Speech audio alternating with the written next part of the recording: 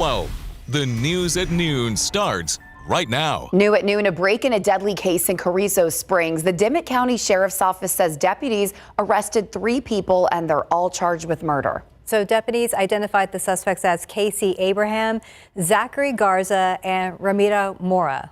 Deputies say the trouble started on September 19th, which is last Friday. Early that morning, the sheriff's office responded to a 911 call about gunshots in Carrizo Springs.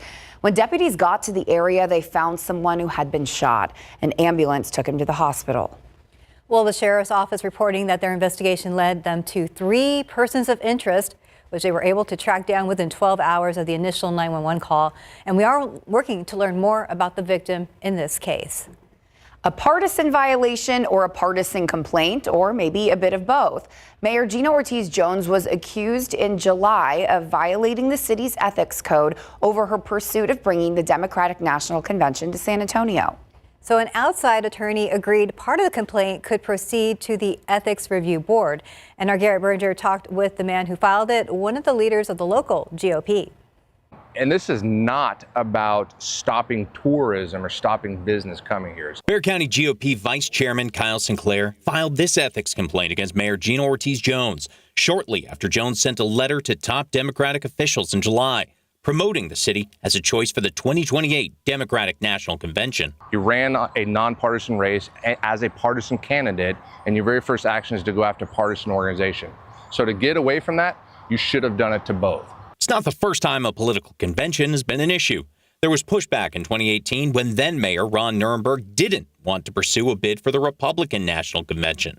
Sinclair says his issue is that Jones, who previously ran for Congress twice as a Democrat, didn't also make a similar gesture to the GOP. If she does, look, I mean, that's great. And I'll take back what I put on as a complaint. So the only part of Sinclair's complaint that's moving ahead for the Ethics Review Board to consider is the use of the city seal and letterhead on her message, which could fall in a section of city code forbidding the use of public property and resources for private or political purposes. I mean, to be blunt, tempest in a teapot. The head of UTSA's political science department doesn't see this as a huge issue. It's not politics per se. It is about economic development, about actually attracting a very large group of individuals who are going to spend a lot of money in downtown. The stakes of this complaint will also likely be low. Last week, a panel of the Ethics Review Board determined former Mayor Ron Nirenberg violated the same section of code. He was accused of using city resources to create communications for a campaign-controlled Facebook page. His punishment was a letter of admonition. For Mayor Jones's part, a spokesperson said in a statement, quote, "The mayor plays a legitimate role in bringing major conventions of that scope to the city, and the letter to the DNC was reviewed by the city attorney, and no legal issues were identified." The Ethics Review Board has not scheduled a hearing for the case. Garrett Berger, KSAT 12 News. Taking a look outside at live cam, 86 degrees, beautiful blue skies, but woo, it's hot out there. I'm excited for tomorrow. Hot and humid, but hey, in about 24 hours, we're going to see the cool front bringing the winds of change to our forecast. Quite literally, winds will turn to the north and we'll have some drier air moving in. So that front arrives tomorrow afternoon. There is the potential for some storms. I think, there will still be a lot of people that miss out. It's just the nature of the kind of weather pattern we're in. But that being said, there could be 1 to 2 inches of rain for a few folks with that rain chance. But the biggest change that all of us are going to notice is lower humidity and cooler mornings. That's the highlight there. All right, let's go ahead and take a look outside with satellite. Throughout the morning, there's been a shield of clouds across the hill country that is now eroded. You can also see out near Hallettsville, there's some light rain showers. No rain in San Antonio for us in the forecast today. And where there's been a little bit of clouds, you can see temperatures are cooler. In Kerrville, it's 84. Meanwhile, it's 88 already in San Antonio. And we are going to be looking at a high of 97, feeling like 101 as you're picking up the kids from school. Temperatures will fall into the mid 80s by about 10 o'clock. And then again, it's all about that cool front. I'm so excited for those cooler mornings. We'll talk about how low the thermometer will read as we head into the weekend. And I want to give you an accurate timeline of when you can expect the chance for rain tomorrow. Details soon. Stephanie. Thank you, Sarah. Well, we are learning new details about a house fire on the northwest side that happened last night, where first responders found 1 man dead. Well, our Devin Karp has the latest and why this isn't the first time that authorities have come to a call for help at that home. This is what the house on the 3700 block of Chartwell Drive looks like in the daylight. You can see the soot on the roof, there's the smell of smoke in the air, and even a burned car that's still in the driveway. But the San Antonio Police Department shows us that last night's fire was not the first call for service to this residence. We now know that there have been 14 calls for disturbances here, some with guns involved, welfare checks, and one even listed as a burglary in progress that have happened so far this year. We know earlier in the day yesterday, SAPD showed up to this house to find a man inside with a gun. Neighbors were able to tell me that he was barricading inside and wouldn't come out after multiple calls that day. Then around 7:30 in the evening, a woman living here, his mother, called SAPD seeing smoke from a back house and believed that same man, her son, was still inside. When first responders were eventually able to put out the fire, they got pets out safely, but found the 54-year-old man inside dead. Whenever we responded, there was light smoke showing. We had the police department show up here and make sure that everybody was safe enough that we could go take care of the problem. We had one occupant. Family members let us know that there was one and 3 dogs. We were very fortunate. The police were able to get the 3 dogs out of the back. We had one person who's inside who is deceased. We showed up, and at that point we tried to make contact with him. We were unsuccessful, and then we ended up with the fire that had fully engulfed the house. One firefighter was treated for heat exhaustion at the scene. No other houses on the block caught fire, but one neighboring home did get some minor damage near the flames. Authorities suspect that the fire started inside the garage, which you can see from the black soot and the broken roof on top of the house. They tell us, though, that an investigation into arson is still ongoing with the San Antonio Police Department and the San Antonio Fire Department. For now, I'm Devin Karp, KSAT 12 News. Right, thanks, Devin. Now to another fire that destroyed part of a duplex near Converse overnight. Fire crews responded and got to Forest Ridge just before midnight. They say flames were already through the roof. Both families did make it out safely, but they are displaced since the damage to the home was severe. No injuries were reported, although one firefighter was checked out by EMS on scene. Investigators still figuring out what caused this fire. Well, the San Antonio water system is stepping up efforts to collect unpaid bills by placing its first ever municipal utility lien on an apartment complex. So the Oaks on Bandera Apartments on the northwest side, they owe more than $93,000 for water and sewer services. SAWS tells us that it has the authority to shut off water due to the unpaid debt, which also violates the city's apartment inspection program. The lien approved by City Council earlier this year is designed to pressure landlords to pay so tenants aren't left without service. So currently SAWS tracks over 6,000 apartments with 358 at risk of disconnection for bills more than 60 days past due. Now this is totaling roughly $2.6 million in unpaid utility fees. Well, for more than 2 years now, a San Antonio woman who took part in a city-backed home renovation program has tried to get the contractor assigned to the job to return and correct issues with the completed work. But the city and the woman have different stories on how that process played out. Norma Ramirez claims the contractor left her property in a state of disrepair. Neighborhood and Housing Services officials told KSAT city staff and the contractor visited the home multiple times, but that homeowner became belligerent. And here's what happened when KSAT attempted to ask NHSD Director Veronica Garcia about the years-long dispute. Director Garcia, brief moment of your time. Well, tonight on the Night Beat, a closer look at these programs and why Ramirez says she's now stuck in the home. It's about networking and great neighbors. You know, we got a really strong community. Texas is strong. We always have been. We're a very self-sufficient people. More financial help is coming. That's the message an Ingram flood survivor is telling other survivors. We'll hear more from him this noon. The president speaking in front of the United Nations General Assembly. His speech covered several topics, what he had to say about the war between Russia and Ukraine. Well, President Donald Trump in New York City today at the United Nations General Assembly. He gave a speech in front of world leaders this morning, addressing everything from wars overseas to massive cuts in U.S. foreign aid. Well, ABC's Rena Roy has the latest from outside the United Nations in New York City. President Trump on the world stage this morning, speaking at the United Nations General Assembly for the first time since his re-election. We are the hottest country anywhere in the world, and there is no other country even close. Trump addressing about 150 world leaders, highlighting his administration's immigration policies. With immigration, it's destroying your country, and you have to do something about it. Proud nations must be allowed to protect their communities and prevent their societies from being overwhelmed by people they have never seen before with different customs, religions. Ongoing wars across the globe a backdrop during these key meetings, including the conflict between Israel and Gaza. Support growing for Palestine, with more than half of member nations now recognizing it as a state. Trump saying he opposes the idea, but that he wants to find a diplomatic solution to end the war. Some of this body is seeking to unilaterally recognize a Palestinian state.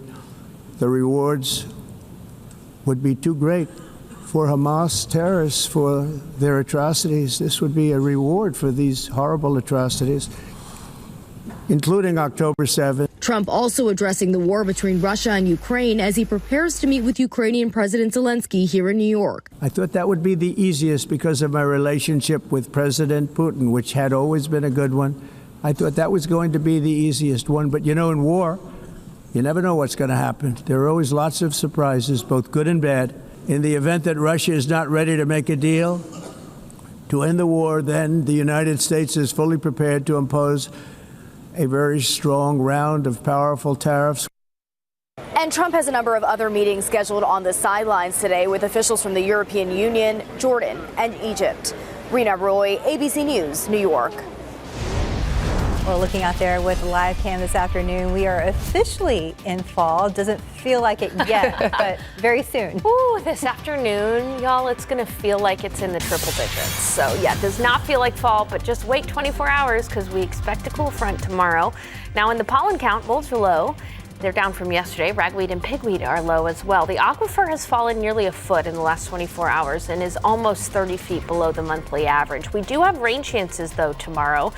As that front moves through right around lunch, we'll have rain chances during the afternoon. We'll talk a little bit about rainfall potential and any risks with those storms coming up.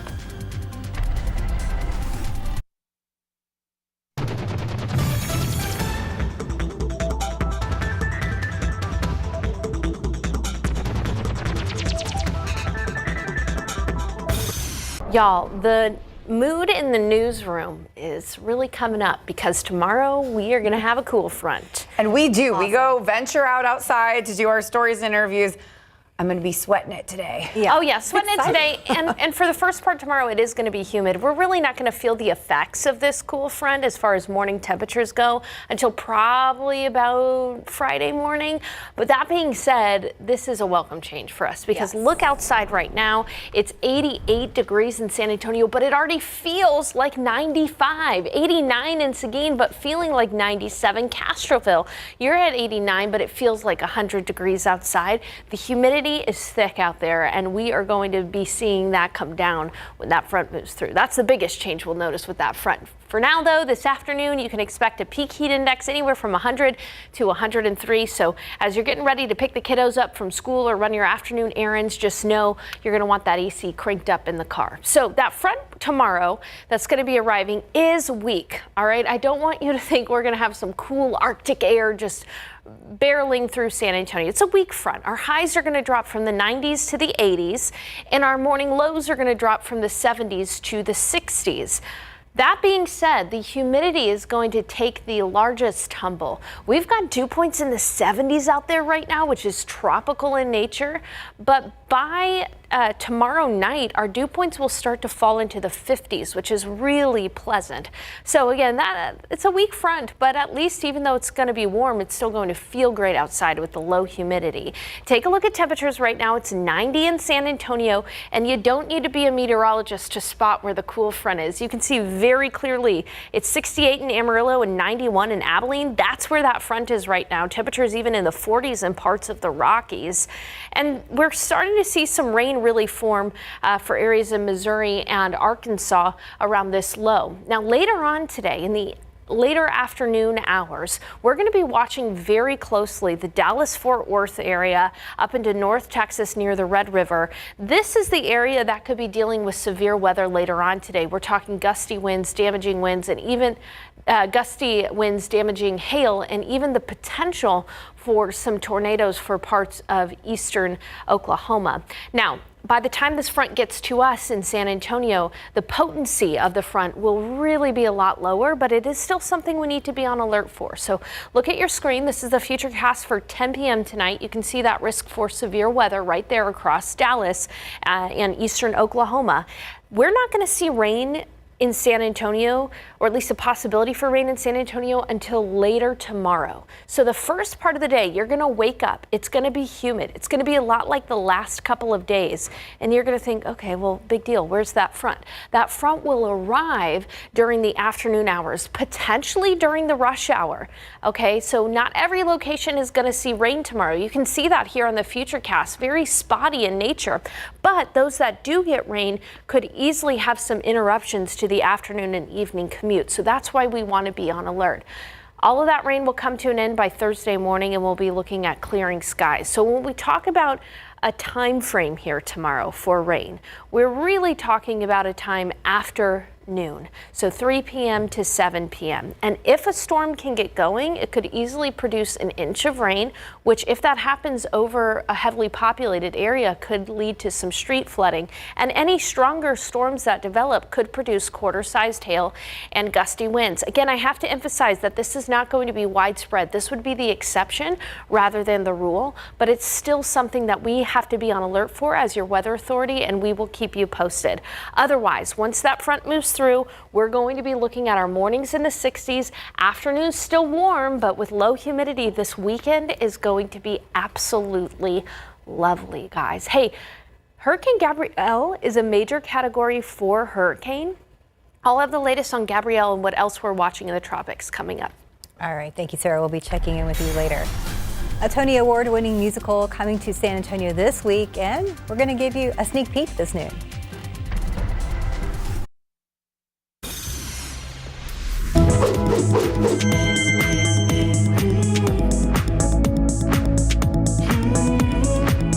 The Tony Award-winning musical Kimberly Akimbo makes its way to the Alamo City for its first national tour. I got a chance to talk to some of the actors about this amazing new production. It's about a 16-year-old girl who has a fictional genetic condition that ages her body 4 to 5 times the natural rate. So she's 16, but she looks like she's in her 70s and is played by a 70-year-old woman. It's kind of about her year in high school and all the things that come with that. There's only 9 of us on stage every night, which is really small for a musical. Annie, who plays Kim, is 70. I'm in my 30s.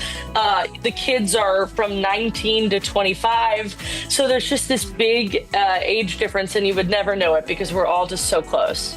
And the importance of live theater, I just feel like there really is nothing like it, and especially in the age of technology that we're in, to have that kind of push and pull with people right in front of you, and to sit with people in a giant space that maybe you don't agree with, maybe you don't, there's just so much of that, but everyone has agreed to be there on that night and witness that.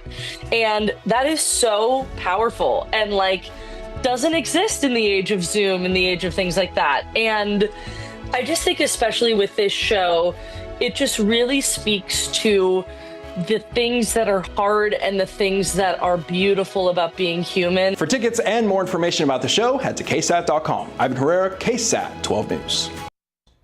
Well, happening today, Bibliotech, which is Bexar County's all-digital public library, is aiming to set a world record for the most library card signups in 24 hours. And they need your help to do it. So to participate in the world record attempt, you can simply visit bibliotech.org between the hours of 8 a.m. started today already and 8 a.m. tomorrow, September 24th, to register for your free library card, meaning it's going on right now. Yes, the registration is free for all Bexar County residents 16 and older.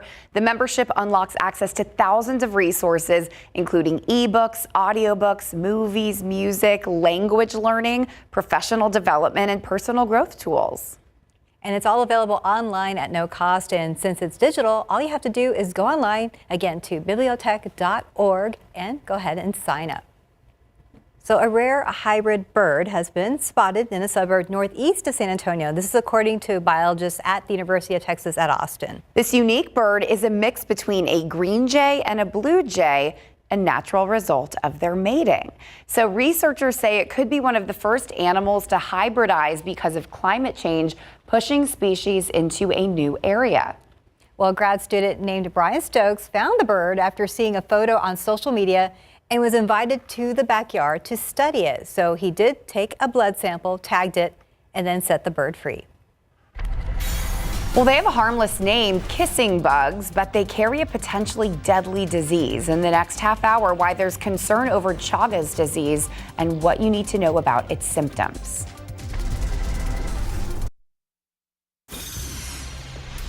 Well, New Braunfels police have seized more than $1 million worth of cocaine during a traffic stop late last week. So this one happened on Friday on I-35. This was Friday afternoon. Officers say that they discovered 44 pounds of the drug hidden in a secret compartment in the floor of that car.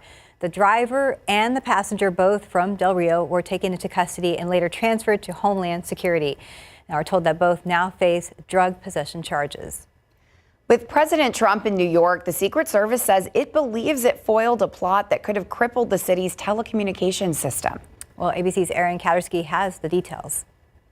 The U.S. Secret Service believes it disrupted a plot that could have collapsed the entire telecommunications system in New York City. And law enforcement sources tell ABC News it's believed to be connected to the Chinese government. Officials say several individuals, including at least one with direct access to the president, began receiving threats this spring. In recent weeks, investigators tracked those threats to multiple locations in and around New York, where they said they seized hundreds of servers and more than 100,000 SIM cards. Enough equipment to send 30 million anonymous text messages every minute. Overwhelming communications. They found empty apartments with servers and server walls capable of making millions and millions of phone calls in and around New York City and the world that could potentially cripple New York City and other parts of the world. There are no arrests yet. The apartments where the equipment was found were empty. Investigators suspect the alleged plot is the work of a well-organized and well-funded group that law enforcement sources say is believed to be linked to China.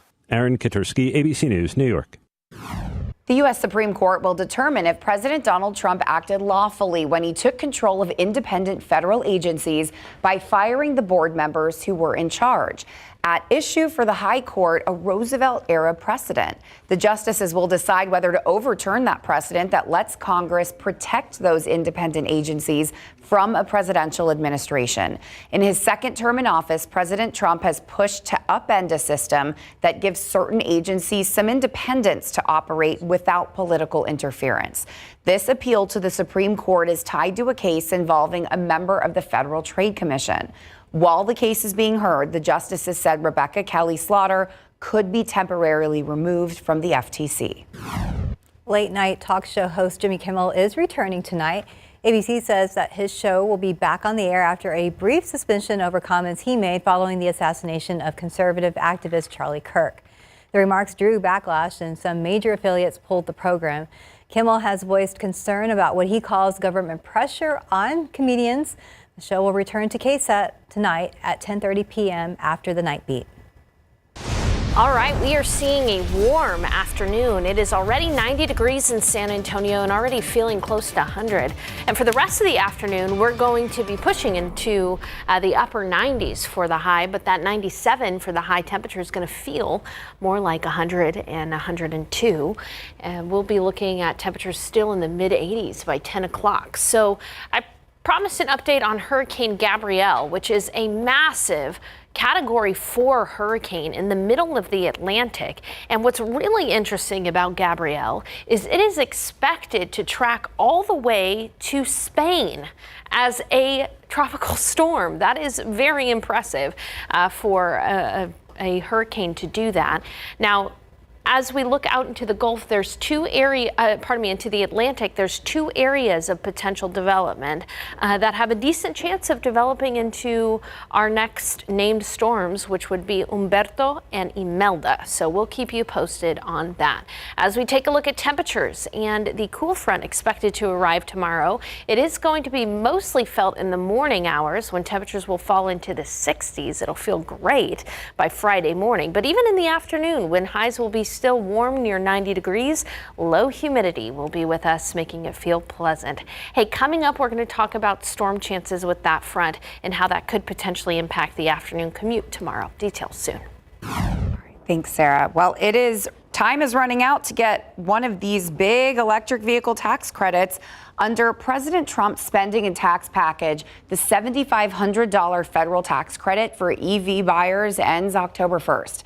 Industry insiders predict that losing the tax credit will likely cause a sharp drop in sales. But a Cox Automotive survey found most buyers who want an electric vehicle will still get one even without the credit. Automakers could respond to the loss of credit with discounts, cashback offers, or reduced production.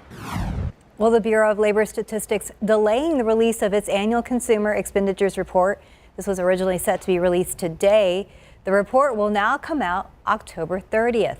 The BLS says it found discrepancies while preparing the data stemming from a questionnaire redesign meant to improve accuracy. Officials say the extra time will ensure a high-quality product. The BLS has faced heightened scrutiny after large revisions to its July jobs report prompted President Donald Trump to fire the agency's commissioner and accuse it without evidence of rigging the numbers. A record number of Americans expect less help from public safety net programs in the future. That's from a public policy survey from the Federal Reserve Bank of New York. It finds consumers believe there will be cuts to housing assistance, welfare, Medicare, and student aid in the next 12 months, as well as a cut in unemployment benefits. Consumers also expect a drop in taxes and a lower income tax rate for the highest bracket of earners. The survey released Monday follows Congress's recently passed tax and spending package, which includes more federal funding cuts to federal programs. Spirit Airlines plans to furlough a third of its flight attendants as it looks to cut costs. That would amount to about 1,800 employees. So Spirit is starting with voluntary furloughs, and the budget airline is seeking to drastically cut back after filing for Chapter 11 bankruptcy for the second time in less than a year last month. So it plans to cut flying capacity by a quarter in its November schedule compared to a year earlier, and it is looking to slash $100 million in annual spending on pilots. It is a parasitic illness that's potentially deadly, and in a recent report published by the CDC, experts say Chagas disease should now be considered an endemic in the U.S. While the parasite is mainly found in Mexico, Central and South America, experts believe that people in the U.S. have the disease without knowing it. CNN's Mandy Gaither reports without treatment, the illness can be life-threatening. They're called kissing bugs, and these insects carry a parasite that can cause Chagas disease, and experts say this potentially deadly condition is here to stay in the U.S. As the weather gets warmer, these quote-unquote tropical diseases are increasingly heading north. Chagas disease is spread when the feces of infected kissing bugs enters a bite or wound or gets into a person's eyes, nose, or mouth. 8 million people are believed to have this disease globally, including an estimated 280,000 in the U.S. And the CDC says those who have it may not know it.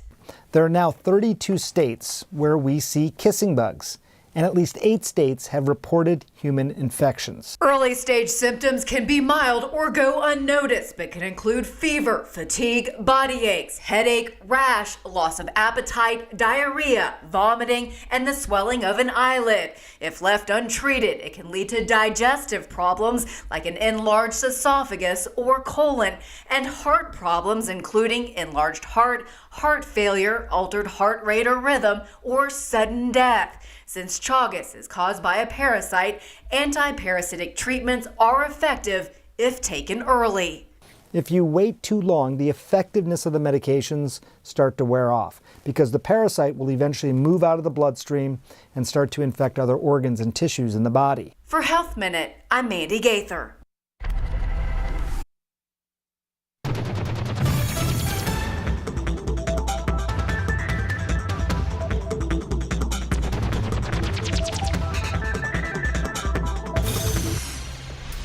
Well, this afternoon, we continue our efforts to highlight the heroes, survivors, and helpers of the Hill Country floods. Where Patty Santos introduces us to Darren Potter, an Ingram Potter, property owner and artist that is helping his neighbors. These blocks were all washed up against that fence. Darren Potter learned early on that money to help flood survivors like himself would not arrive fast or easy. You have people that are renting from you. Did they have items that were damaged? What did you find out about what kind of help was available to them? Because I went to FEMA, and even though I had 5 houses with water, I wasn't qualified for anything because they only cover your primary residence. And then the other end of the coin would be like, oh, well, you don't own it, you're not qualified for anything. That's the other side of FEMA. So I told them it's almost like an insurance policy where they're trying to find some little thing to where they don't have to pay out. Potter says just filling out the FEMA paperwork was an Easter egg hunt. Some of these people literally washed out of their house with no shoes, no phone, their car's gone, their house is gone, their paperwork's gone, and they're standing there in their night clothes and having to start over, and then the government's saying, oh, we need all these forms and all this stuff, and they're like, I don't even have my phone, I don't have anything, I don't own one thing. You know, I'm standing here in borrowed shoes. So he used his contacts and Facebook followers to start networking and connecting the dots for victims who need financial help now. I'm not an organization, I'm an artist with a phone. For some, it's been finding them tools, getting them temporary homes, or simply giving them a list of churches and agencies, handing out money. I'm just trying to put a Band-Aid on until the cavalry can get there. He was told by the Community Foundation of the Texas Hill Country that the real relief is near. The reality of it is, yes, we have a lot of money in this county in donations. It is all still here. It's all locked up, and people that I trust are dispersing it. Patty Santos, KSAT 12 News. All righty, we are seeing a very warm afternoon. Take a look out there right now. You can see those puffy cumulus clouds. As we take a look at the pollen count, molds are low. Ragweed and pigweed are low too, so that's some good news. But here's a shocking number. The aquifer is down nearly a foot over the last 24 hours, and that is now closer and closer to 30 feet below the monthly average. We need some rain, and a cool front arrives tomorrow, bringing at least the chance for some neighborhoods to get some rainfall. Many of us will miss out on the rain, but a few folks will get 1 to 2 inches of rain. And the big changes you'll notice, lower humidity and cooler mornings. Details coming up. Not excited to go outside this afternoon. Not today, but soon. Yeah, there we go. There's We've got positive stuff here. So here though is the negative side. You ready? Okay. Look at your screen, or don't look, whatever you want to do. We're going to feel like 101 this afternoon in San Antonio. It's going to feel like 104 in Gonzales, 101 in Uvalde, New Braunfels. You'll be at 101. That's what it'll feel like. Yeah, very hot. Definitely not feeling like September, but we do see a front on the horizon. In fact, it's moving through the panhandle of Texas as we speak. It's only going to feel like 77 in Amarillo this afternoon, so pretty nice. Meanwhile, feeling like 103 in Dallas ahead of that front. Now, here's where that front is right now. You can see rain around that area of low pressure in parts of Arkansas. But later on this afternoon and early evening, we're going to watch as storms start to blossom across the Dallas-Fort Worth area. This is a look at about 10 o'clock tonight.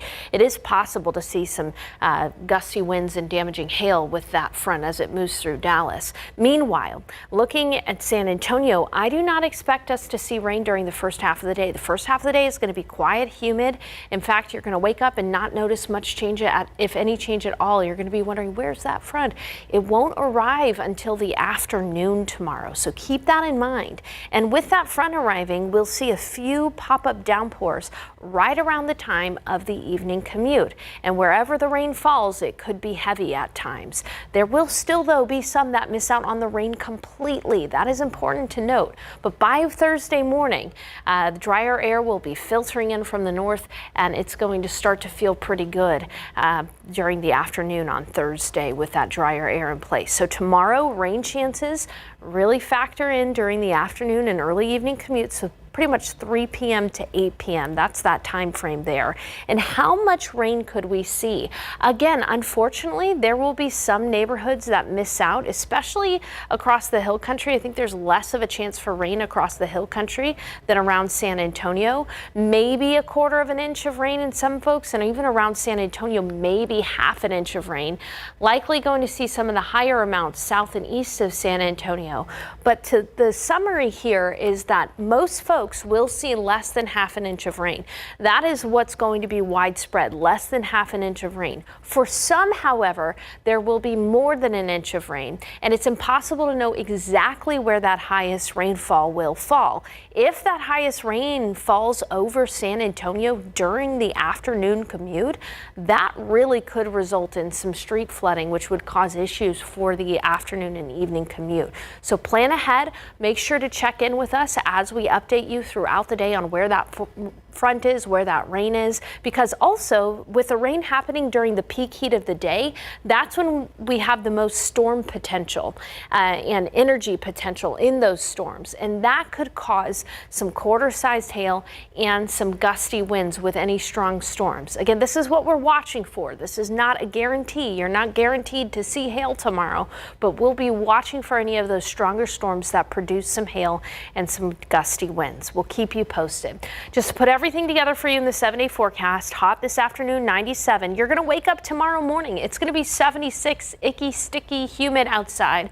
That front will arrive shortly after lunch, and that's when we'll start to see the potential for rain. A 60% chance in the afternoon, a high of 92. That front will move through by Thursday morning. It'll be in the 60s. Thursday afternoon in the 80s. It's going to be warm, but again, with low humidity, it'll feel great Thursday, Friday, and into the weekend. Take a look at those morning lows. By Friday morning, 65. 64 on Sunday morning. So it is going to end up feeling pretty nice, and you'll notice the changes, especially in the morning hours and with that lower humidity in the afternoon. Guys. That would be good. Thank you, Sarah. Well, after the break, a look at Ballet, folklorico, and a local group of students who are learning the cultural dance.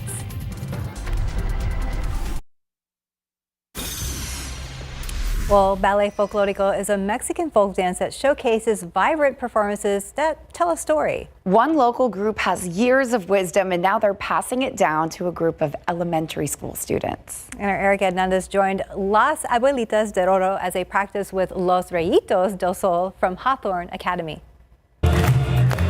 Every movement has a meaning. The ladies of Las Abuelitas de Oro take pride in bringing the beauty of Ballet Folklorico to life, and it gives them a reason to keep moving. The women range in age from 72 to 86.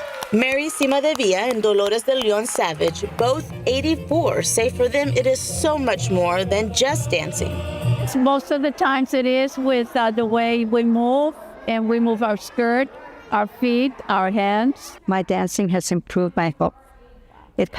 I would recommend that to everybody, because we can't just sit there and do nothing. And now the ladies are passing on their knowledge to the pre-K through 2nd grade group, Los Rayitos del Sol from Hawthorne Academy. And it's so much more than a flick of the skirt. They're teaching these kids so much more. You ready? And the kids learn what the dances come from. They don't know the steps. They know the dances. It's like a storytelling. The partnership between the two groups is one of few in Texas that brings elders and young children together in an art-based program. The hope is for the beauty of Ballet Folklorico to be passed on for generations to come. When we were growing up, it was very hard. But now that the culture has bloomed, especially here in San Antonio, I like to keep the culture alive, and hoping, dancing with the kids and passing on that tradition, and our heritage has to stay alive. Erica Hernandez, KSAT 12 News. Just a reminder that that front that arrives tomorrow is going to be weak, okay? So don't expect to bust out the jackets. Highs will dip from the 90s to the 80s and lows from the 70s to the 60s. But the reason why that's good news is because humidity is going to fall. Yay. Yes, I see a lot of people celebrating here. We're going to have pleasantly low humidity. So even though it'll still be warm in the afternoons, it'll feel amazing, especially in the shade and in the early morning hours. Now, with that front tomorrow comes the potential for some storms during the afternoon commute tomorrow. About 60% chance, not 100%. But 60%, because again, I got to say that because some people will still miss out on rain. Right. Yeah. You know, you got to be. I got to be honest and show We can you be what I happy see. for each other. Yes, there you go. So if you're one of the lucky neighborhoods, good for you tomorrow afternoon. Now, as we look ahead, though, again, those morning lows will fall into the 60s, maybe even into the 50s for parts of the hill country. So that would be nice. And highs near 90, but with dry air and play. Excited about the lower temperatures. Me too. Yeah. Thank you, Sarah. Thanks for watching.